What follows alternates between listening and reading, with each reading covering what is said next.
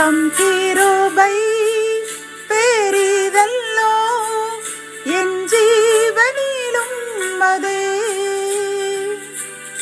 இம்மட்டும் காத்ததுவே இன்னும் தேவை கிருபை தாருமே இன்னும் தேவை கிருபை தாருமே.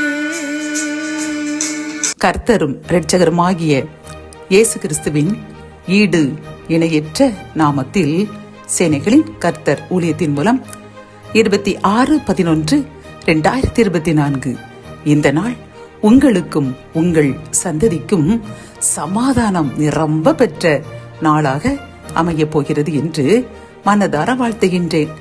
இன்று நாம் அறியவிருக்கும் கிருபையின் வார்த்தைகள் உபாகமம் 1:11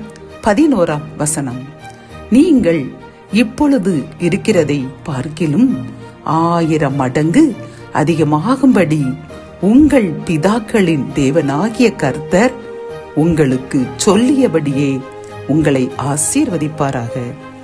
கத்தோலிக்க வேதாகமம் இவ்வாறு கூறுகின்றது, நீங்கள் இப்பொழுது இருப்பதை விட 1000 மடங்கு உங்களை பெருகச் செய்வாராக, வாக்களித்தது போல உங்களுக்கு ஆசி வழங்குவாராக என்கின்றது. இந்த கிருபையின் வார்த்தைகள் மூலம் கர்த்தர் இன்று நமக்கு கூறும் ஆலோசனைகளும் அறிவுரைகளும் ஆசீர்வாதங்களும் என்னவென்றால், கர்த்தர் அவரையே நம்பி அவரையே சார்ந்து அவருக்கு முழு மனதோடு நம்மையும் நம் சந்ததியும் அர்ப்பணித்து அவருக்கு ஊழியம் செய்ய வேண்டும், அவரை மகிமைப்படுத்த வேண்டும் என்று ஓடிக்கொண்டிருக்கின்ற நம்மை பார்த்து உங்களை பார்த்து இந்த வாக்குத்தத்தை கூறுகின்றார். பிரியமானவர்களே, நீங்கள் எப்பொழுது இருக்கிறதை பார்க்கிலும் 1000 மடங்கு அதிகமாகும்படி உங்கள் பிதாக்களின் தேவனாகிய கர்த்தர் உங்களுக்கு சொல்லியபடி, அவர் உங்களுக்கு வாக்குரைத்தபடி உங்களை நிச்சயமாக ஆசீர்வதிப்பேன் என்று வாக்கு கொடுக்கிறார். பிரியமானவர்களே, ஆகவே நீங்கள் எதற்கும் கவலைப்பட வேண்டாம். சில காரியங்கள் நமக்கு பின்தங்கி இருக்கலாம், சில காரியங்கள் நமக்கு வாய்க்காது போகுமோ என்று நாம் கலங்கி இருக்கலாம். சில காரியங்களை நமது உற்றார் உறவினர்கள் உங்களை நிந்தித்து அவமதித்து உங்களை புறக்கணித்து ஒரு மனிதர்களைப் போல நடத்தாமல் உங்களை ஏளனமாக நடத்தியிருக்கலாம். ஆனால் சேனைகளின் கர்த்தர் உங்களை பார்த்து கூறுகின்றார், நீ கலங்காதே, திகையாதே, நான் உன்னுடன் இருக்கின்றேன். நீ எனக்காக பிரயாசப்பட்டு கொண்டிருக்கின்ற, எனக்காக நீ ஓடிக்கொண்டிருக்கின்ற இந்த ஓட்டத்தை பார்த்து நான் மகிழ்ச்சி அடைகின்றேன். ஆகவே பிரியமானவர்களே, அவர் நம்மை பார்த்து கூறுகின்றார், உங்களையும் உங்கள் சந்ததியும் 1000 மடங்கு ஆசீர்வதிக்க போறாராம். ஆகவே நாம் இனி கவலையை விட்டு விடுவோம். இந்த மனிதர்கள் சொல்லி நமக்கு என்ன நடக்க போகின்றது?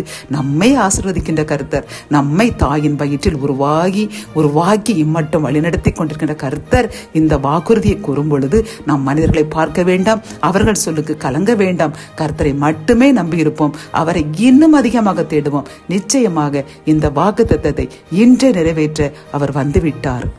ஜெபம். என் அன்பு தகப்பனை, இந்த கிருபையின் வார்த்தைகள் மூலம் அப்பா நீங்கள் எங்களுக்கு கொடுத்த இந்த அருமையான வாக்குறுதிக்காக கோடி நன்றி அப்பா. இப்பொழுது இருக்கிறதை காட்டிலும் எங்களையும் எங்கள் சந்ததியும் 1000 மடங்கு ஆசீர்வதிக்கப் போகிறேன் என்று கூறினீரே, அதற்காக நன்றி அப்பா.